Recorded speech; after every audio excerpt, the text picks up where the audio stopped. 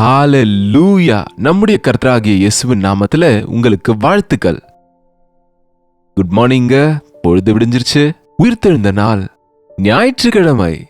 இன்று வாங்க ஆண்டவருடைய ஆலயத்துக்கு போவோம் என்று அவசரமா இருக்கீங்களா? ஓகே, ஆலயம் ஃபர்ஸ்ட்டுங்க, அதுக்கப்புறம் தான் லைவ். ஆலயத்துக்கு போங்க. ஒருவேளை உங்க சபை தாமதமா ஆரம்பிக்குதுன்னா கேட்டுட்டே போங்க, வசனத்தை தியானியுங்க, திரும்ப ஆலயத்துக்கு போய் தேவனை ஆராதிங்க. சில நிமிஷங்கள் கண்களை மூடுங்க, ஜெபிப்போம். பரிசுத்தரே, உமக்கு நன்றி ஆண்டவரே. ஞாயிற்றுக்கிழமையோட விசேஷத்தையும் ஆலயத்துக்கு போகும்போது நாங்க பின்பற்ற வேண்டிய விதிகளையும் நாங்க பின்பற்ற வேண்டிய ஒழுங்குகளையும் அனுசரிக்க வேண்டிய பக்தி வாழ்க்கையும் இன்னொரு முறை எங்களுக்கு ஞாபகப்படுத்தும்படிக்கு கிறிஸ்துவின் நாமத்தில் ஜெபிக்கிறோம் நல்ல பிதாவே, ஆமென். ஞாயிற்றுக்கிழமை ஆலயத்துக்கு போவது தேவனை ஆராதிப்பதற்கு. அது மட்டுமே அல்ல, உடன் விசுவாசிகளோடு சபையாக கூடி ஆனந்திப்பதற்காக. கிறிஸ்துவுக்குள்ளே நான் தனி ஒருவன், நீங்க தனி ஒருத்தர், அவங்க தனி ஒருத்தர் கிடையாதுங்க. நாம் எல்லோரும் கிறிஸ்துவின் ரத்தத்துல கழுவப்பட்ட எல்லோரும் அவருடைய சரீரம்.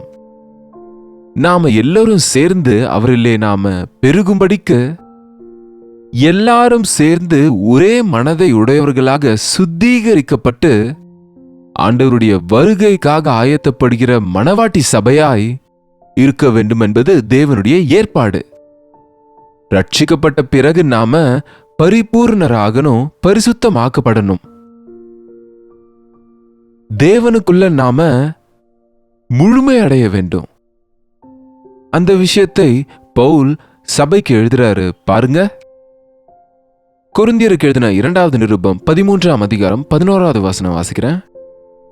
கடைசியாக சகோதரரே, சந்தோஷமாயிருங்கள், நற்சீர் பொருந்துங்கள், ஆறுதல் அடையுங்கள், ஏக சிந்தையாயிருங்கள், சமாதானமாயிருங்கள். அப்பொழுது அன்புக்கும் சமாதானத்துக்கும் காரணராகிய தேவன் உங்களோட கூட இருப்பார். கடைசியாக, ஃபைனலி, முடிவா, இது எல்லாவற்றுடைய எசன்ஸ். இந்த நிருபத்தினுடைய சாராம்சம் என்னன்னா, நான் சொல்றது என்னன்னா, சகோதரரே, சகோதரிகளே, சந்தோஷமாயிருங்கள்.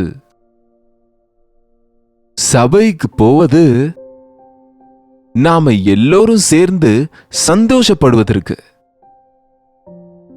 சபைக்கு போறது கூச்சல் போடுவதற்கு இல்லைங்க, சண்டை போடுவதற்கு கிடையாது, வாதம் செய்வதற்கு கிடையாது, பெருமைகளை காட்டிக்கொள்ளவோ சொல்லவோ கிடையாதுங்க. நாம் எல்லோரும் சந்தோஷமா இருக்க வேண்டும். உண்மையா எங்க ஆலயத்துல பாடல்களை பாடும்போது நாங்க எவ்வளவோ சந்தோஷமா இருப்போமோ, அந்தந்த நேரத்துல தேவனுடைய வசனத்தை தியானிக்கும் போது சில சந்தோஷத்தை உண்டாக்குகிற விஷயங்களை பகிர்ந்து கொள்ளும் போது எங்க உள்ளம் நன்றியோடு நிறைந்திடுங்க. ஆலயங்களிலே சந்தோஷம் இருக்கணும். இருதயத்திலிருந்து வருகிற சந்தோஷம், ட்ரம் சத்தத்துக்கு வருகிற சந்தோஷம் கிடையாது. தேவன் செய்த நன்மைகளை நினைவு கூர்ந்து உடனுள்ளவர்களின் சந்தோஷத்தை பகிர்ந்து கொண்டு தேவனுடைய மகத்துவத்தை உணர்ந்து சந்தோஷம் தாங்காதுங்க. சந்தோஷமே சமாதானமே அப்படின்ற பாடலை பாடுவோம். அப்போ ஆலயத்துல சந்தோஷிக்கணும். பாடல்களை பாடும்போது ஒவ்வொருவர் இருதயத்திலும் இருக்கிற துக்க காரியங்கள் அகன்று போகணும். சந்தோஷமாயிருங்கள். சந்தோஷம்னா ஒருத்தர் மட்டும் சந்தோஷமா இருக்கிறது இல்லைங்க. 4 பேர் ஒன்னா இருக்கும்போது இருக்கிற சந்தோஷம் தனியா உங்களுக்கு கிடைக்குமா? அதற்கு தான் கிறிஸ்துவின் ரத்தத்துல கழுவப்பட்ட நாம் எல்லோரும் சந்தோஷிப்பதற்கு தேவனுடைய ஆலயத்துக்கு போகிறோம். சம்பூரணம் உள்ளவர்களா இருங்கள். பக்குவத்தை உடையவங்களா இருங்க. சின்ன பிள்ளைங்களை போல சந்தோஷப்படுவது இல்லைங்க. சிறு பிள்ளைகளை போல நீங்க, சிறு பிள்ளைகளின் சேட்டைன்னு சொல்லுவாங்க. சிறு பிள்ளைங்க மனசு இருக்கணும், சிறு பிள்ளையோட மனசு நமக்கு இருக்கணும். ஆனா பிள்ளைகளினுடைய சேட்டைகளை நம்ம செய்யக்கூடாதுங்க. பிள்ளைங்க அதுக்குள்ள அழுவாங்க பாருங்க, அந்த பொம்மை கொடுக்கலன்னு. அது போல ஆலயத்துக்கு போயிட்டு கோவிச்சு கொள்றதோ, முணுமுணுப்பதோ, எனக்கு பாடல் பாட வாய்ப்பு கொடுக்கல, என்னை யாரும் கண்டுகொள்ளல, எனக்கு கௌரவத்தை கொடுக்கல, பாஸ்டர் எனக்கு வணக்கம் சொல்லல, அப்படி இப்படின்னு இன்றைக்கு அநேகர் முகத்தை தூக்கி வச்சுக்கிறாங்க. நோ நோ நோ, நமக்கு ஒரு பக்குவம் இருக்கும்போது நாம நம்மை குறித்து யோசிக்க மாட்டோம், மற்றவர்களை குறித்து யோசிப்போம். நாம இன்றைக்கு வருகிற யாரையாவது நம்ம விசாரிக்கணும், நாம மற்றவங்கள அக்கறை எடுத்துக்கணும் என்ற சிந்தனை இருக்கிறவங்க ஒரு மனப்பக்குவம் உடையவங்க. சிறு பிள்ளை அல்ல. பெரிய அண்ணாவை பாருங்க, பெரிய அக்காவை பாருங்க, தம்பி தங்கச்சியை பார்த்து கொள்ளுவாங்க. நாம் ஆவிக்குரிய வாழ்க்கையில வளர வளர புதிதாக வரவங்களுக்கு ப்ரையாரிட்டி கொடுத்தோம்னா சிலர் முன்பிலிருந்து ஆலயத்துக்கு வரவங்க கோச்சு கொள்ளுவாங்க. நோ நோ நோ நோ, அது உங்க ரெஸ்பான்சிபிலிட்டி. புதிதாக சபையில சேரப்பட்டவங்களுக்கு நீங்க எடுத்துக்காட்டாக இருக்கணும், அவர்களை ஆதரிக்கணும், நீங்க தான் அவங்கள சேர்த்து கொள்ளணும். அவங்க தே ஷுட் ஃபீல் ஹோம்லி. ஆலயத்துக்கு வரக்கூடிய அவங்க நம் நடுவே வரும்போது அங்க ஒரு ஸ்ட்ரேஞ்சரை போல அவங்க ஃபீல் ஆகாம புதிதா அவங்க சொந்த வீட்டுக்கு வந்தது போல இருக்கணும். சந்தோஷமாயிருங்கள், சீர்பொருந்துங்கள், ஆறுதல் அடைந்திருங்கள். ஒருவருக்கொருவர் ஆறுதல் செய்யணும், ஒருவருக்கொருவர் என்கரேஜ் செய்யணுங்க. ஆறுதல் செய்வதுனா என்கரேஜ் பண்ணணும். ஆலயத்துக்கு வந்து டிஸ்கரேஜ் பண்றது என்ன? உன்னால பாட முடியாது உட்காரு, உன்னால முடியாது உட்காரு, நீ ஏன் என்னுடைய பக்கத்துல உட்கார்ந்த, அப்படிப்பட்ட வார்த்தைகள் அல்ல. ஒருவரை ஒருவர் உற்சாகப்படுத்துகிற வார்த்தைகள் இருக்கணும். ஒருவருக்கு ஒருவர் என்கரேஜ் பண்ணி கொள்ளணும், ஒருவருக்கு ஒருவர் பலப்படுத்தி கொள்ளணும். நாம தேவனுடைய ஆலயத்துக்கு போகும்போது நம்ம எல்லாரும் சமானம்தான், சம எண்ணத்துல இருக்கணும், ஐக்கியத்தோடு இருக்கணும். எவ்வளவு நேரம் என்னை யாராவது என்கரேஜ் பண்ணுவாங்களா என்ற எண்ணம் இல்லாம என்னை விட தாழ்மையான நிலையில தாழ்ந்து இருக்கிறவர்களை மற்றவர்களை என்கரேஜ் பண்ணுவது நாம கற்றுக்கொள்ளணும். ஏக சிந்தையுள்ளவர்களா இருங்கள். ஆலயத்துல ஏக சிந்தையுள்ளவர்களா இருக்கணுங்க. சில சர்ச்சஸ்ல குவயர் ஆட்கள் இருப்பாங்க. ஒருவர் நான் தான் நல்லா பாடுவேன்னு முன்னுக்கு போனாங்கன்னா மொத்தம் கெட்டுறவங்க. அங்க தேவ சந்நிதி இருக்காது. அங்க எப்படி நாம ரோடு மேல போகும்போது, நாம டிரைவிங் பண்ணும்போது எப்படி நாம அட்ஜஸ்ட் பண்ணிக்கொண்டு பக்கத்துல இருக்கவங்களுக்கு வழியை கொடுத்து தேவையான அவங்களுக்காக நாம நிறுத்துவதோ அல்லது வேகமா போவதோ அல்லது ஸ்லோ பண்ணிட்டு அட்ஜஸ்ட் பண்ணிக்கொண்டு போவோம், அது நமக்கும் நல்லது அவங்களுக்கும் நல்லதுல. அதே போல பாடல்களை பாடுகிறவங்க என் குரலே கேட்கப்படணும்னு இல்லாம பக்கத்துல இருக்கவங்களோட சேர்ந்து பாடும்போது, சபையெல்லாம் ஏகமா பாடும்போது, ஏகமானதோடு ஆண்டவரை துதிக்கும் போது ஒருவரை ஒருவர் ஆதரித்து கொண்டு ஒருவருக்கொருவர் live in harmony. English Bible harmony அப்படின்னா, ஹார்மனினா இந்த சரிகமா பதனிசா எப்படி அழகா இருக்கு பாருங்க. கீபோர்ட்ல பாருங்க, கருப்பும் வெள்ளையும் சின்னதும் பெரியதும் கீஸ் இருக்கும். ஆனா அதெல்லாம் சேர்ந்து வாசிக்கும் போது அருமையான இசை வருகிறது. அப்படியே ஆலயத்துல பெரியவங்க சிறியவங்க, புதியவர்கள் விசுவாசிகள் தேவ பிள்ளைகள் ஊழியக்காரங்க விசுவாசிகள் சேர்ந்து ஜெபிக்கும் போது, சேர்ந்து ஒருமனப்பட்டு ஜெபிக்கும் போது, ஒருமனப்பட்டு தேவனுடைய காரியங்களை செய்யும் போது ஒருவருக்கு ஒருவர் உற்சாகப்படுத்திக்கணும். அது தேவனுடைய வழி. சமாதானமாயிருங்கள்.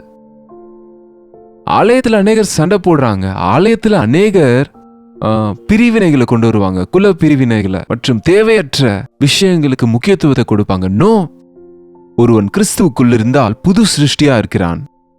எந்த பேதமும் இல்லை. நம்ம எல்லாரும் பாவம் செய்தோம், ஆனா எல்லாரும் கிறிஸ்துவின் ரத்தத்துல கழுவப்பட்டப்ப அவர் பிள்ளைகள் ஆயிட்டோம்.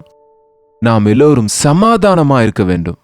ஒருவேளை ஏதாவது தவறுகள் வந்தா, ஒருவேளை பொறாமை வந்தா, ஒருவேளை பிரிவினை வந்தா, எவ்வளவு சீக்கிரம் முடியுமோ அவ்வளவு சீக்கிரமா நம் இதயங்களை தேவ சமூகத்துல சரி செய்யணும்.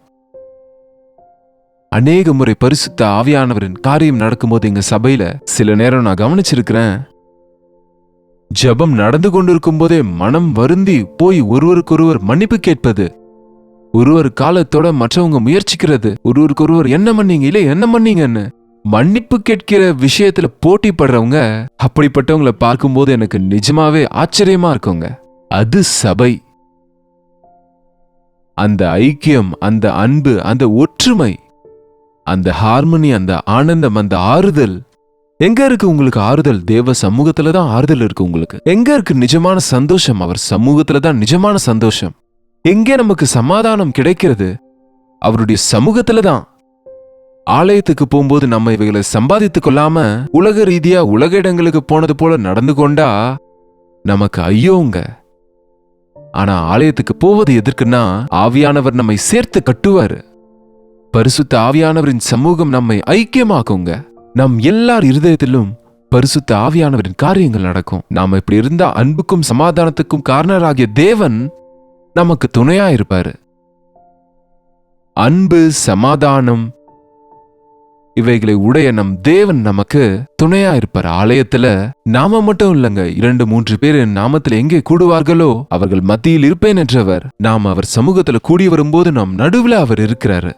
அவர் நம்மோடு இருப்பாருங்க. அவர் நம் குறைவெல்லாம் நிறைவாக்குகிறவர், நம்முடைய பிரச்சனைகள் எல்லாம் தீர்க்கிறவர், நம் வியாதிகளிலிருந்து நமக்கு சுகத்தை கொடுக்கிறவர், நம் பாவங்கள் எல்லாவற்றையும் மன்னிக்கிறவர். அதனாலதான் ஒவ்வொரு முறை ஆலயத்துக்கு போயிட்டு வரும்போதும் ஒரு தெரியாத அனுபவத்தை, ஒரு ரெஃப்ரெஷ் ஆகிறத நான் என்னுடைய வாழ்க்கையில கவனிக்கிறேன். சுகத்தை பெறுவது என்பது பலிபீடத்துக்கிட்ட நிற்கும்போது என் பலவீனங்கள் போய் புதிய பலனை பெற்றுக்கொள்கிற அனுபவத்தை எத்தனையோ முறை என் வாழ்க்கையில பெற்றிருக்கிறேன். அவருடைய ஆலயத்தில் அவருடைய பிரசன்னம் இருக்கிறதுனால எல்லா குறைவும் தீர்க்கப்படும், எல்லா பிரச்சனைக்கும் தீர்வு, எல்லா துக்கமும் அடித்து போடப்படும். எந்த கவலையோடு, எந்த யோசனைகளோடு, எந்த தேவைகளோடு நீங்க உட்கார்ந்துருக்கிறீங்களோ அறிந்த தேவன் நீங்க ஆலயத்திலிருந்து நீங்க வீட்டுக்கு திரும்பி போகிறதுக்குள்ள உங்க வாழ்க்கையில ஒரு அற்புதத்தை பார்ப்பது, வாழ்க்கையில ஒரு ஆச்சரியத்தை பார்ப்பது, தவறாம தேவனுடைய ஆலயத்துக்கு போய் அவரிடத்துல மன்றாடுகிற உங்க வாழ்க்கையில நடந்து கொண்டேதான் இருக்கிறதுங்க. உங்களுக்கு அப்படிப்பட்ட அனுபவம் எதுவும் இல்லைன்னா நீங்க ஆலயத்துக்கு போகும்போது நீங்க தேவனுடைய சமூகத்தையும் தேவனுடைய உணர்த்துதலையும் உணர்கிறது இல்லைன்னு அர்த்தங்க. உங்க இதயத்தை தேவ சமூகத்துல ஊற்றுகிறது இல்ல. இந்த உலகத்துல எங்கேயாவது பரலோகத்துக்கு ஒரு அடையாளம் இருக்குன்னா அது தேவனுடைய ஆலயம்தான். தேவனுடைய ஆலயம் பரலோகத்துக்கு வாசல். அன்றைக்கு யாக்கோபு கனவுல கண்டபோது அவன் சொன்னான், வானத்துக்கும் பூமிக்கும் இங்கே ஏணி இருக்கிறது, தூதர்கள் ஏறுகிறதும் இறங்குகிறதும் காண்கிறேன். இது பரலோகத்தின் வாசல், இது பரலோகத்தினுடைய முக வாசலா இருக்கு. எஸ், தேவனுடைய சமூகத்துல நம்ம செய்யற ஜெபங்கள் அவருடைய சமூகத்துல சேருகிறது. அவர் ஆசீர்வாதங்களை நம்ம பெறுகிறோம். நம்ம கொடுக்கிற காணிக்கைகள் அவர் அதை அங்கீகரிக்கிறார். பிடித்துக் கொள்ள முடியாத அளவுக்கு விஸ்தாரமான ஆசீர்வாதங்களை வானத்தின் பலகணிகளை திறந்து நம் மீது ஊற்றுகிறார். இதெல்லாம் நடக்கிறது தேவனுடைய சமூகத்துல நம்மை நாம் முழுமையாக ஒப்பு கொடுக்கும் போதுங்க, ஆவியோடும் சத்தியத்தோடும் அவரை ஆராதிக்கும் போது. ஒருவரை ஒருவர் பரிசுத்த முத்தத்தோட நீங்கள் வாழ்த்துங்கள். இந்த முத்தம் ஏற்றுக்கொள்வதற்கு அடையாளமா, அன்புக்கு அடையாளமா இருக்கிற இந்த முத்தத்தை பல விதங்களில மிஸ்யூஸ் செய்து அந்த வார்த்தையை சொன்னாலே அநேகருக்கு அலர்ஜியா இருக்கு, தவறாக புரிந்து கொள்ளுகிறாங்க.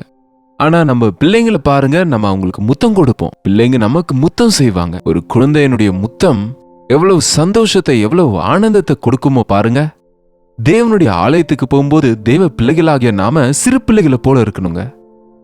எந்த விதமான கரை இல்லாதவங்களாக இருக்கணும், அன்பை பகிர்ந்து கொள்ளுகிறவங்களா இருக்கணும்ன்றது தேவனுடைய திட்டங்க. ஒருவருக்கொருவர் வாழ்த்துதல சொல்லுங்கள். நிஜமா நீங்க ஆலயத்துக்கு போகும்போது யாருக்காவது வாழ்த்து சொல்றீங்களா? அவங்கதான் எனக்கு முன்னாடி சொல்லணும்னு சில முறை நாம் பெரியவன் சின்னவங்களுக்கு ஏன் சொல்லணும்னு நினைக்கிறதுனால பிரயோஜனம் என்ன இருக்குங்க? சின்னவனுக்கு பெரியவங்க நீங்க சொல்லி கற்றுக் கொடுக்கலாம் இல்லையா? நீங்க சொன்னா கண்டிப்பா உங்களுக்கு சொல்லுவான் இல்லையா? இன்றைக்கு நீங்க ஆலயத்துக்கு போகும்போது நீங்க ஆலயத்துல இருக்கிற ஒவ்வொருவரையும் பார்க்கும்போது பாஸ்டருக்கும் வாழ்த்து சொல்லுங்க. சிலர் பாஸ்டர் கூட சொல்ல மாட்டாங்க, சிலர் பாஸ்டருக்கு மட்டும் சொன்னா போதும் நினைப்பாங்க. இல்ல இல்ல இல்ல, ஒருவருக்கொருவர் வாழ்த்து சொல்ல வேண்டும். நம்ம இந்திய பழக்கத்தின்படி முத்தம் கொடுக்க அவசியம் இல்ல. கைகள் ரெண்டும் ஜோடித்து அருமையா வணக்கம் சொன்னா எவ்வளவோ திருப்தியா இருக்கும், எவ்வளவு உற்சாகம் உண்டாகும். ஒருவரை ஒருவர் வாழ்த்துங்கள். எல்லார் மனதும் ஒன்றா இருக்கணுங்க. ஒருவருக்கு ஒருவர் சந்தோஷமா இருங்க, ஒருவருக்கு ஒருவர் ஆறுதல் செய்யுங்க, ஒருவரோடு ஒருவர் ஆறுதல் செய்து கொண்டிருங்க, ஒருவருக்கு ஒருவர் சம்பூரணத்துக்கு நடத்துங்க, ஏக மனதுள்ளவங்களா இருங்கன்னு வசனம் சொல்லுது. சரி வாங்க தேவனுடைய ஆலயத்துக்கு போவோம். தேவ சமூகத்தை நம் ஆலயங்களிலே நாம் நடுவே அனுபவிப்போம், ஜெபிப்போம். பரிசுத்தரே, அன்புள்ள தகப்பனே, தேவனுடைய ஆலயம் என்னும் மரியாதை, தேவ வீடு என்கிற உணர்வு நாங்க கொண்டவர்களாக, எங்கள் ஆண்டவர் எங்கள் நடுவே இருக்கிறார் என்ற அனுபவத்தை பெறுகிறவர்களாக, ஆலயத்திலே நடக்கிற எல்லா நிகழ்வுகளிலும் பரிசுத்த ஆவியானவரின் கிரியை பார்ப்பதற்கு, பாடல்களிலே, தேவ செய்தியிலே, ஜெப நேரங்களிலே, இன்னும் முக்கியமாக ஒருமன பாட்டிலே, ஐக்கியத்திலே, அன்பிலே ஆண்டவரே, சபை எல்லாம் ஆண்டவரே, இயேசு கிறிஸ்துவின் பிள்ளைகளா, அவர் இரத்தத்துல கழுவப்பட்டவங்களா சந்தோஷிப்பதற்கும் பரிபூரணத்திற்குள்ளே நடக்கவும், பரிசுத்த ஆவியின் காரியங்கள் இந்த கடைசி நாட்களில் மும்முரமாய் நடக்கவும் கிறிஸ்துவின் நாமத்தில் இவைகளை கேட்கிறோம் பிதாவே, ஆமென். பிதாவாகிய தேவனுடைய அன்பும் குமாரனாகிய இயேசு கிறிஸ்துவின் கிருபையும் பரிசுத்த ஆவியானவருடைய அந்யோன்யமும் ஐக்கியமும் அனைவருக்கும் இப்பொழுதும் சதா காலமும் துணையாக இருப்பதாக, ஆமென்.